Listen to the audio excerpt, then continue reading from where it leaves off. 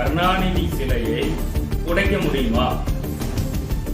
இது சாத்தியமா என்று பார்ப்போம். வணக்கம் அனைவருக்கும்.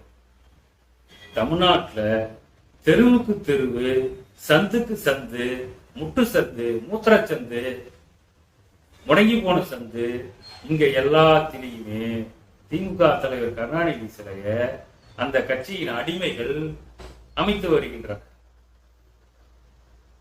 இதை சிலர் நான் வந்தால் கருணாநிதி சிலையை உடைத்தெறிவோம் அப்படிங்கலாம் பேசுறாங்க. பேசலாம், பேசுறதுக்கு நல்லா இருக்கும், கேட்கறதுக்கு நல்லா இருக்கும். ஆனா நடைமுறைக்கு வருமா அப்படிங்கறத திங்க் பண்ணணும். இன்னைக்கு பாத்தீங்கன்னா பெரியார் சிலை, அண்ணா சிலை, கருணாநிதி சிலை, எம்ஜிஆர் சிலை, ஜெயலலிதா சிலை, இந்த திராவிட தலைவரோட சிலை தான் தமிழ்நாட்டில் எங்க பார்த்தாலும் வச்சிருக்காங்க. அது மேல காக்கா பீட்டு போகுது, ஆய் போகுது. அதை தொடக்க மாட்டாங்கிறானு. இந்த நிலையில இந்த சிலைகள் எல்லாம் அகற்ற முடியுமா? அதுக்கான சொல்யூஷன், வழிகள் என்ன, அதை நம்ம பார்க்கணும். ஏதோ வந்தோமா, வர்றது அப்புறம் வந்த பின்பு உடைப்போம்னா அதெல்லாம் ஆகாதது. அதுக்கு ஒரு திட்டத்தை வகுக்கணும். திட்டம் இல்லாம பேசக்கூடாது. எங்க கொள்கையில அதுதான் நாங்க கொண்டு வந்திருக்கோம். என்ன அப்படின்னா, எங்க கொள்கைப்படி தமிழ்நாட்டில் குடியேறிய தலைவர்கள் சிலை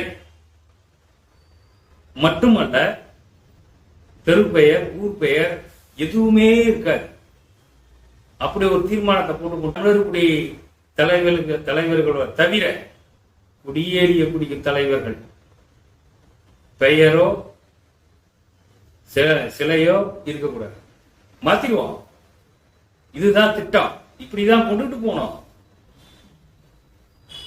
என்ன எல்லாமே செலவைக்கிறேன்னு கலவரம் வருது. இதை பாக்குறது தான் எங்க வேலையா? பல வேலைகள் இருக்கு. நாடு முன்னேறணும், மக்கள் முன்னேறணும், இதெல்லாம் இருக்கு. இதெல்லாம் செய்யணும். இந்த செலவைக்கிற கலவரத்திலே இருக்கக்கூடாது.